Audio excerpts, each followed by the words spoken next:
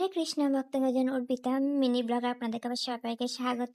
তো ব্লগটা ছিল 2 দিন আগে, আমার এডিট করা হয়নি তাই ছাড়তে পারলাম না। এটা হচ্ছে উড়ন উৎসব, মানে রাজাপুর জগন্নাথ মন্দিরে উড়ন উৎসব হয়েছে। উড়ন উৎসব মানে ভগবানকে দিন থেকে শুরু করে শীতের পোশাক পরানো। তাই তো আপনারা সবাই জগন্নাথ বলরাম সুভদ্রাকে দর্শন করুন। এই জগন্নাথ দর্শন করলে আপনারা পুরী জগন্নাথে দর্শন করতে পারবেন। এটা হচ্ছে সাক্ষাৎ জগন্নাথ এখানে আসছিল। এটার একটা কাহিনী আছে, তো আমি কখন সময় পেলে আপনাদেরকে বলবো, বা আপনারা কোথাও বা ইউটিউবে চার্জ মারার এখানে অনেক কাহিনী আছে জগন্নাথের।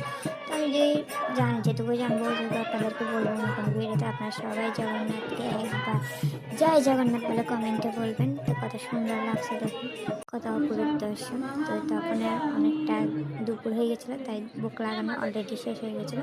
আমি তোমাকে দর্শনে পাবো, কিন্তু জগন্নাথকে অনেক ডাকছি, জগন্নাথ প্রমাণ তো আমাকে যেন একটু হলেও দর্শন দেয়।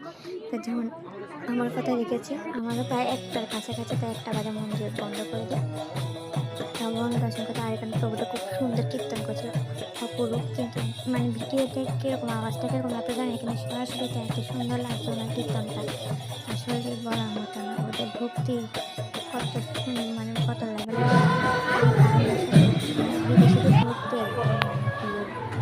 তো এখানে দেখুন মহাদেবকে নিয়ে আসছে, মহারাজ ইসলামকে প্রণাম করার উপরে চলে গেলাম মহাদেবকে দর্শন করতে। এটাও সাক্ষাৎ মহাদেব এখানে এসেছিল, এবং মহাদেবের দর্শন করে সবাই জয় হর হর মহাদেব, জয় মহাদেব, সরি হর হর মহাদেব হবে।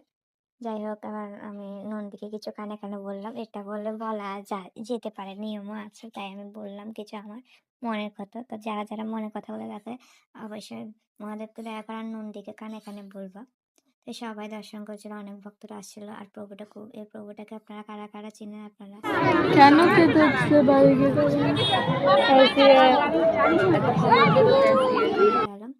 এবার দাঁড়াতে না পেরে একটু বসলাম, আর ওখানে খুব সুন্দর বিয়ে অনুষ্ঠান হচ্ছিল, আমি একটু করে ভিডিও করলাম মনে হয়।